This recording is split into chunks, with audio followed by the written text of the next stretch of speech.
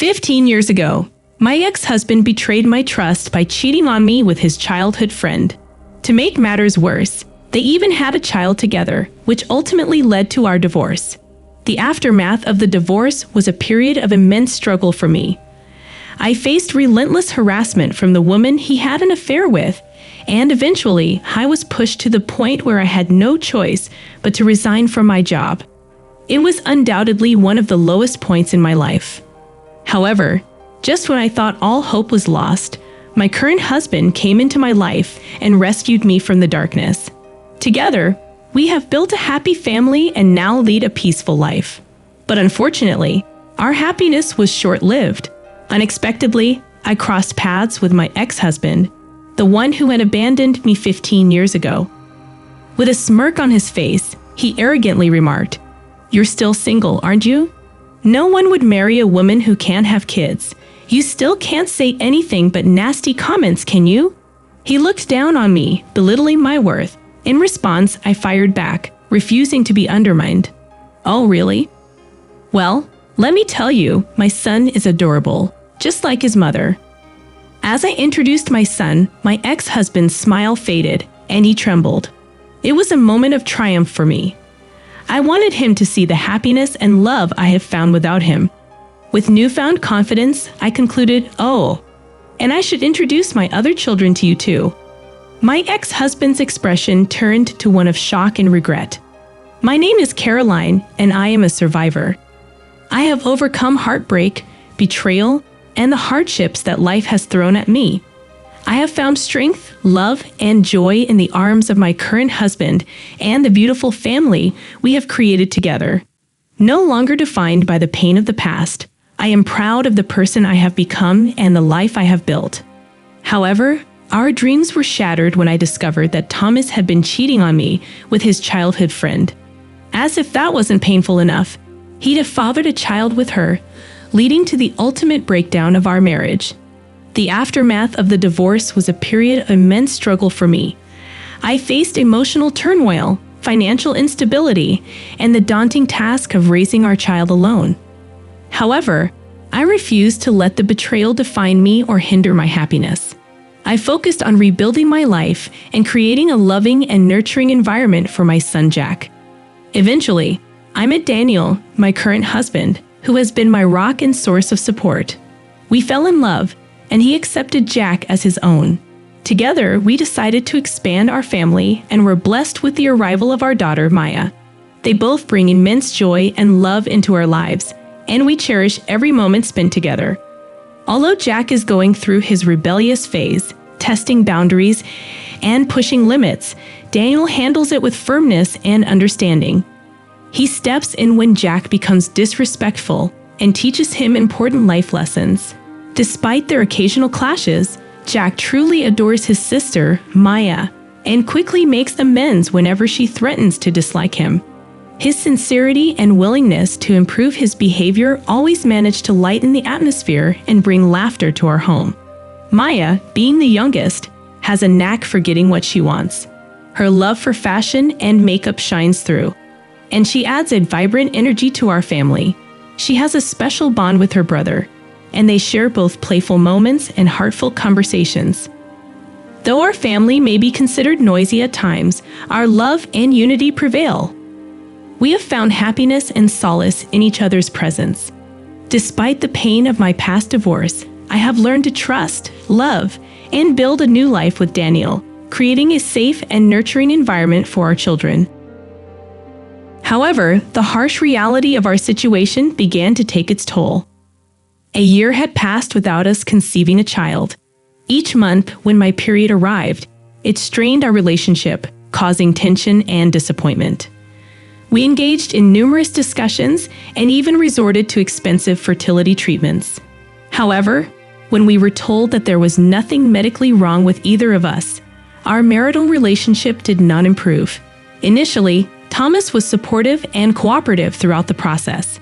But as time went on without any signs of success, his attitude towards me started to change. He began throwing sarcastic comments my way, insinuating that it was all my fault that we couldn't have children. He would say things like, "Ah, when will I ever become a father?" This shift in his behavior was distressing, and it only worsened from there. Thomas gradually stopped helping with household chores altogether, leaving me to shoulder all the responsibilities of cooking, washing dishes, doing laundry, and cleaning. When I questioned him about this sudden change, he callously responded, "Since you're infertile, if you don't fulfill your role as a woman by at least doing the housework, what's the point of our marriage?" His words cut deep, and his resentment towards me grew over time. He would make hurtful comparisons, pointing out that my sister and her husband were already expecting their second child, emphasizing their fertility and contrasting it with our inability to conceive even once. He would glare at me with harsh eyes, mocking and despising me. He would say things like, "If you had a normal body, I would have been a father long ago. How can you say I'm not normal when we don't even know the cause yet?" But Thomas' response was always the same, blaming me entirely for our infertility and making it clear that he believed it was always the woman's fault. His words lacked empathy and understanding. I tried to explain that infertility can have various causes and that it was unfair to place the blame solely on me. I pleaded with him to show some remorse for his hurtful comments and to work together as a team, but my pleas fell on deaf ears. But we knew each other. "Caroline, I'm sorry to tell you this, but Elizabeth and Thomas have been having an affair for the past few years. I found out about it recently and couldn't keep this secret anymore. I thought you deserved to know the truth." I was shocked and devastated by Sarah's revelation. It felt as if the ground had been pulled from beneath my feet. The betrayal was not only from Thomas, but also from Elizabeth, someone I had known, albeit not closely. The pieces of the puzzle started coming together, and I realized that their close childhood connection had developed into something deeper, something that had shattered my marriage. The weight of their affair suddenly made everything clear. The sarcastic comments, the blame he put on me for our infertility, and his increasing distance. It was all a result of his guilt and his secret relationship with Elizabeth. I felt a mix of anger, sadness, and betrayal. How could he do this to me? How could he throw our marriage away for someone else? As the truth sank in, I couldn't help but feel the pressure mounting. The constant calls from my in-laws demanding a grandchild became even more unbearable.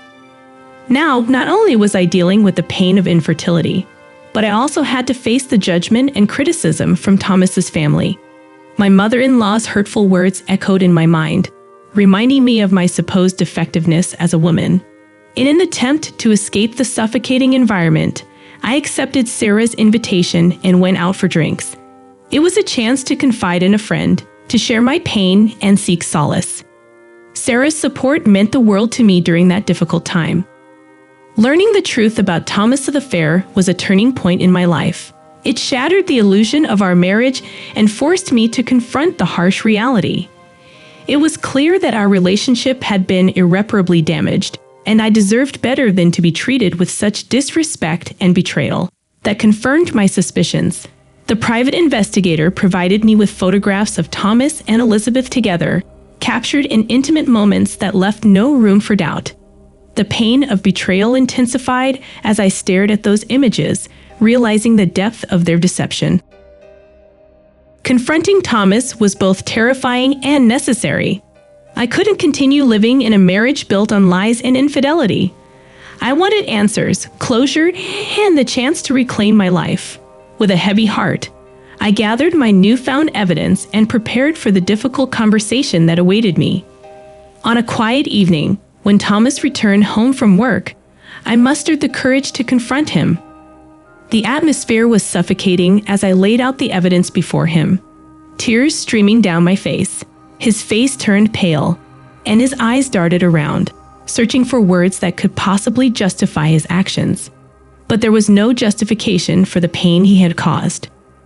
Thomas's initial instinct was to deny everything, to push the blame onto me for invading his privacy.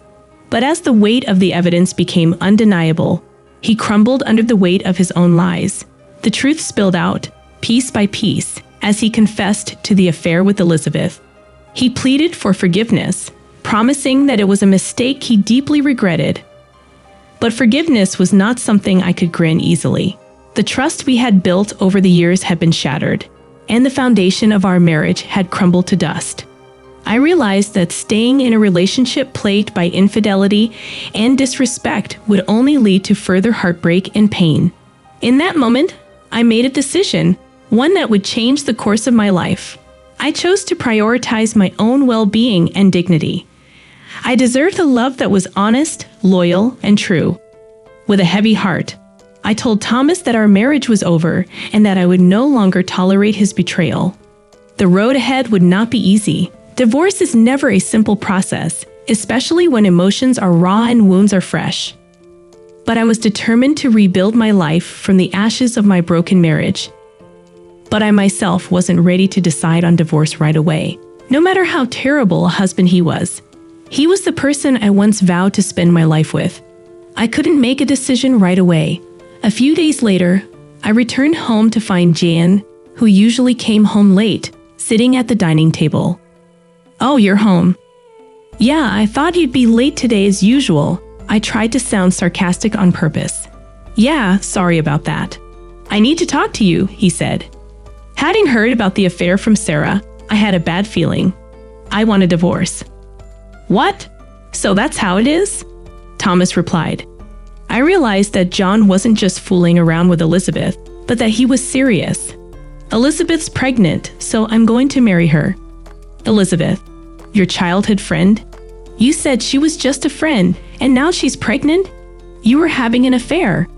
"Don't call it an affair. Makes me sound like a scumbag. Can't be helped, right? Elizabeth can actually get pregnant, and she's beautiful. There's no reason for me to choose you over her." I was shocked by John's brazen attitude. He didn't think he was in the wrong at all. I was so shocked that I couldn't find the words to speak. Seeing me silent, John scoffed and said, "Even my mom kept nagging me to divorce you.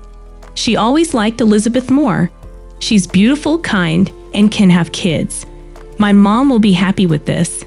In the end, my mother-in-law and husband had always preferred Elizabeth. I was so sad that tears started to flow. "Well, I've packed my things, and I need to leave for the sake of the child that's about to be born," I said. Saying that, John left the house. I didn't have the energy to stop him. Later, I was unilaterally sent divorce papers with a note attached, written by a woman. It said, "Please divorce my husband quickly." The contradictory words made me question everything. Marks popped up over my head. I wanted to retort, "You're the one who stole my husband." Seeing those words, I finally came to my senses. Why am I the one being blamed? I couldn't just silently go through with the divorce. With that thought, I took the evidence I had gathered from the private investigator and filed for divorce mediation. A few days after filing, I received a call from an unknown number. Wondering who it could be, I answered the phone to hear a woman's voice screaming, "What do you think you're doing? Why are you suing us?" It was Elizabeth, the affair partner. "Well, it's obvious, isn't it? I know all about your infidelity. It's only natural for me to ask for alimony," I replied. "Alimony? I have a baby in my belly. You're really going to demand money at a time when we'll need it most. Who's the real monster here? You sleep with a married man and have the nerve to say that to me. It's your fault for being infertile, you terrible woman." Her high-pitched screaming hurt my ears. "Anyway, I intend to settle this divorce, including alimony, in court. Let's discuss this further in the proper setting." With that, I hung up the phone. Later, thanks to the evidence I had, the mediation recognized John and Elizabeth's relationship as adultery. Jen, unhappy with this, tried to blame my infertility, but it was dismissed as unreasonable since no test results had confirmed me as the cause. Within just a year of marriage, I received $4,000 in alimony from Thomas and $20,000 from Elizabeth, both paid in one lump sum. I didn't want a prolonged, messy payment schedule and a lingering connection to them. This is how our divorce was finalized. However, my suffering didn't end there. Since Thomas, Elizabeth, and I all attended the same university, the affair scandal became a topic of gossip among many friends. According to a close friend, the rumor was that I had hidden my infertility and tricked John into marriage. Some people even sympathized with John and Elizabeth. How awful. Elizabeth and I worked at the same company, and she spread unfounded rumors there too. Everyone sided with Elizabeth, who was a beauty and the boss's daughter. She tearfully played the victim, saying Caroline is such a terrible person, taking money from us for alimony when we're about to have a child, even though she hid her infertility. At first, I tried to ignore it, but being the boss's daughter, Elizabeth received preferential treatment. My boss would scold me, saying, "Don't be mean to Elizabeth." Despite my hard work, I was progressively left out of major projects. Eventually, I was mentally cornered and chose to resign. While I was looking for a new job, I received a headhunting offer from another company. They said, "We need someone as diligent and talented as you." At my new job, I was amazed at how freely I could work. My new boss paid close attention to each employee. There was none of that favoritism or nepotism like at my previous company. I found myself drawn to this wonderful boss. That's how I met my current husband, Daniel. When I was at my lowest after a terrible split from my ex-husband, he kindly supported me. After several dinners together, we started talking, not just about work, but about our personal lives too, and our relationship developed. Things went well between us, and thankfully, Daniel proposed to me. However, having been rejected by my ex-husband for infertility, I had many fears about marriage, and I confessed to Daniel that I might be infertile. Then, looking at me earnestly, Daniel said, "Of course, I'd be happy if we could have a child together in the future, but the most important thing is that I love you, Caroline. You're important to me, so even if we can't have children, I will always be by your side." He hugged me gently. I was so happy. I thought I wanted to spend my life with this man, and I decided to marry Daniel. Soon after our marriage, we had our first child, Jack, followed by our daughter, Maya. Perhaps not getting pregnant with my ex-husband was a matter of timing or compatibility. Raising children is hard, but we're living happily. Then, one day, I attended a friend's wedding. During the middle of the ceremony, when it was time for greetings and mingling, I stepped out to go to the bathroom and saw my ex-husband, Jan, whom I hadn't seen in 15 years. Oh, why is he here? I panicked for a moment, my mind going blank. But then I remembered that today's bride and groom were friends from college. It made sense for Thomas to be there. I tried to ignore him and walk past, but he called out loudly, "Hey." So he noticed me. "What? You've put on weight, haven't you? It's been so long since I've seen you." Thomas, seemingly drunk, talked loudly and spat while speaking. "You haven't changed a bit," I added in my mind, still as unpleasant as ever. Then Thomas called his family over. There was Elizabeth and their son. Seeing my face, Elizabeth smirked and said, "Oh, it's been a while. Have you gained weight? Is it stress eating? Must be tough. I bet you're still an infertile woman with no one to take you, right?" I was dumbfounded by their rude behavior and couldn't find the words to respond. I noticed their son hanging his head, blushing with embarrassment. He had very handsome features. "Ah, I forgot to introduce him. This is my son. As you can see, he's cute like Elizabeth, right?" Elizabeth too proudly bragged about their son. "He's handsome, smart, a real genius. Sorry to say it, but it seems like we're the only happy ones here." They praised their son and looked down at me with smug smiles. However, their son seemed unhappy with his parents' behavior, seemingly displeased with them belittling someone else. He must be a very kind boy, I thought. But I had no time to deal with them as I turned to leave. Thomas grabbed my arm tightly, stopping me. "So you caused our divorce because of your infertility, and then you have the nerve to extort money from us?" Thomas was still holding a grudge about something that happened 15 years ago. If anyone should hold a grudge, it's me. Then Elizabeth also turned to me and said, "Yeah, you're a single infertile woman. Why would you need money? Families with children like us need it more, don't you think? Pay us back double the amount you took from us." At that time, I was dumbstruck by such selfish remarks, speechless. When Thomas and Elizabeth's son spoke up, Single means unmarried, right? But she's wearing a wedding ring on her left hand. Pointed out by their son, Thomas and Elizabeth stared intently at the ring on my left ring finger. What? You're married?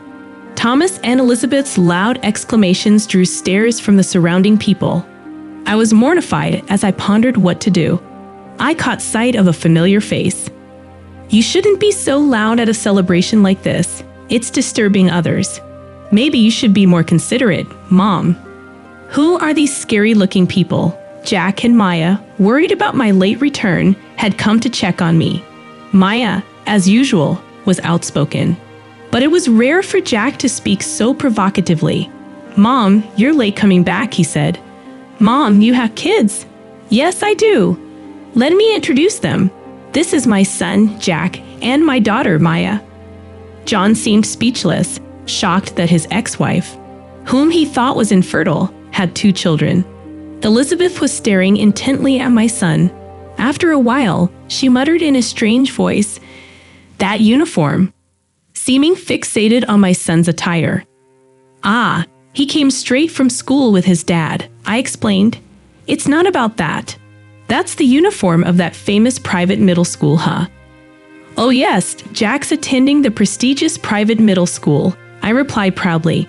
Jack excelled in his studies and was attending a well-known local private school. "It can't be a child of yours at that school," Elizabeth exclaimed. "And my daughter too.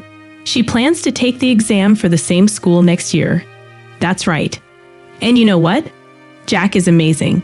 He won a violin competition," I added with excitement. "Violin? I thought I recognized this boy. Wasn't he on TV recently?" Elizabeth questioned. "Ah, you saw that." "Yes, he's been getting a lot of media attention lately. Today, he's coming back from violin practice." "Impossible? That can't be." Thomas and Elizabeth were left gaping, frozen in shock. "You were supposed to be infertile. How could you have such?" John's confusion filled the air. I calmly addressed their confusion, saying, "I'm glad to see you two seem happy. As you can see, I'm filled with happiness too. Let's not involve each other anymore. We have nothing to do with each other now."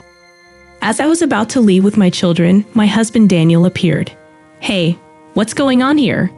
The main event is about to start again." Seeing my husband, John's face turned pale.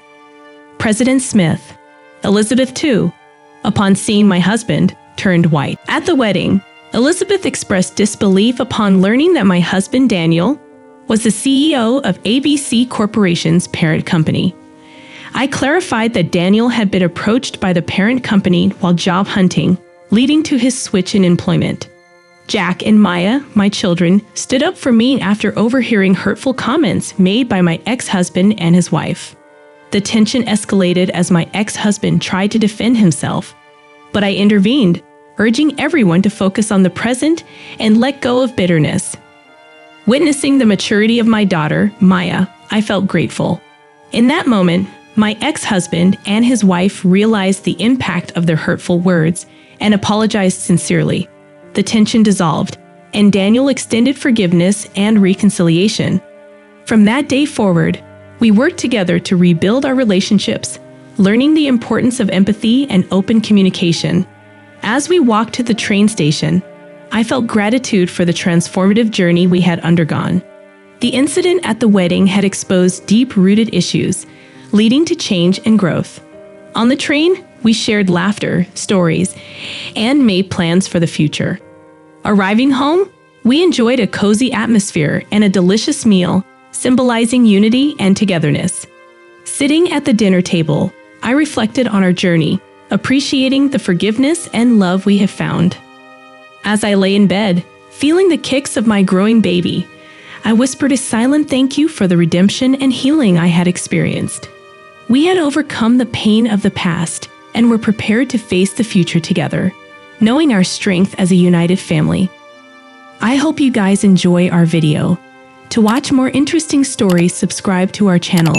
Thank you.